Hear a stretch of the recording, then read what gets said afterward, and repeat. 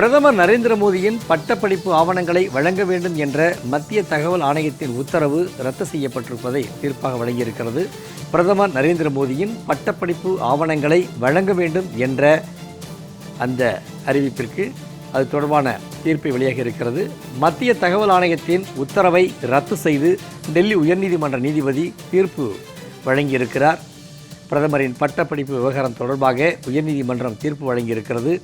மத்திய தகவல் ஆணையத்தின் உத்தரவை ரத்து செய்து டெல்லி உயர்நீதிமன்றம் உத்தரவு பிறப்பித்திருக்கிறது. பிரதமர் மோடியின் பட்டப்படிப்பு ஆவணங்களை வெளியிடுமாறு டெல்லி பல்கலைக்கழகத்திற்கு உத்தரவு பிறப்பித்திருப்பதை ரத்து செய்திருக்கிறது. இது தொடர்பான கூடுதல் விவரங்களை தெரிவிக்கிறார் நமது சிறப்பு செய்தியாளர் யோகேஸ்வரன். பிரதமரின் பட்டப்படிப்பு விவகாரம் தொடர்பாக உயர்நீதிமன்றம் வழங்கியிருக்கக்கூடிய தீர்ப்பு குறித்த கூடுதல் விவரங்களை சொல்லுங்க யோகேஸ்வரன். சண்முகவேல், டெல்லி பல்கலைக்கழகத்துல 1978ஆம் ஆண்டில் BA பட்டப்படிப்பில் தேர்ச்சி பெற்ற பிரதமர் நரேந்திர மோடி உள்ளிட்ட அனைவருடைய விவரங்களையும் வெளியிட கோரி மத்திய தகவல் ஆணையத்திடம் நீரஜ் என்பவர் கடந்த 2016ஆம் ஆண்டு கேட்டிருந்தார்.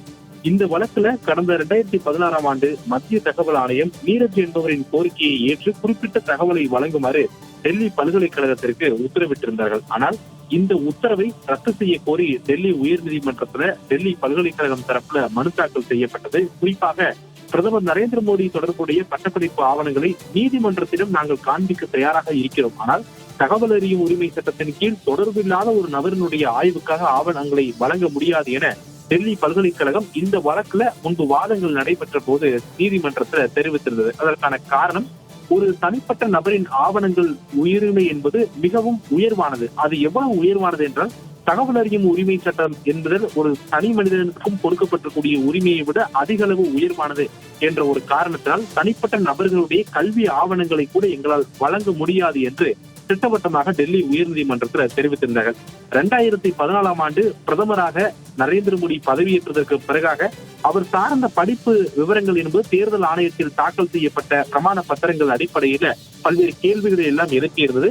இந்த கேள்விகள் அடிப்படையில் தான் நீரஜ் என்பவர் தகவல் அறியும் உரிமை சட்டத்தின் கீழ் அவர் பிரதமருடைய மேற்படிப்பு ஆவணங்களை எல்லாம் கேட்டு தகவல் அறியும் உரிமை சட்டத்தின் கீழ் விண்ணப்பித்திருந்த நிலையிலே டெல்லி பல்கலைக்கழகம் அந்த ஆவணங்களை வழங்குமாறு மத்திய தகவல் ஆணையம் உத்தரவிட்டது. இந்த வழக்கு தான் நீதிமன்றத்துல நடைபெற்று வந்த நிலையில சமீபத்துல இந்த வழக்குல தீர்ப்பு வழங்கப்படும் என்று தெரிவிக்கப்பட்டது. ஆனால் சில காரணங்களால் இன்றைய தினத்தில் இந்த தீர்ப்பு என்பது வழங்கப்பட்டது. அப்போது ஏற்கனவே 2016ஆம் ஆண்டு மத்திய தகவல் ஆணையம் பிரதமர் நரேந்திர மோடியினுடைய BA பட்டப்படிப்பு ஆவணங்களை வழங்குமாறு உத்தரவிட்ட அந்த உத்தரவு என்பதை நாங்கள் ரத்து செய்து உத்தரவிடுகிறோம் என்று மட்டும் டெல்லி உயர்நீதிமன்றத்துடைய நீதிபதி சச்சின் தத்தா தெரிவித்திருக்கார்.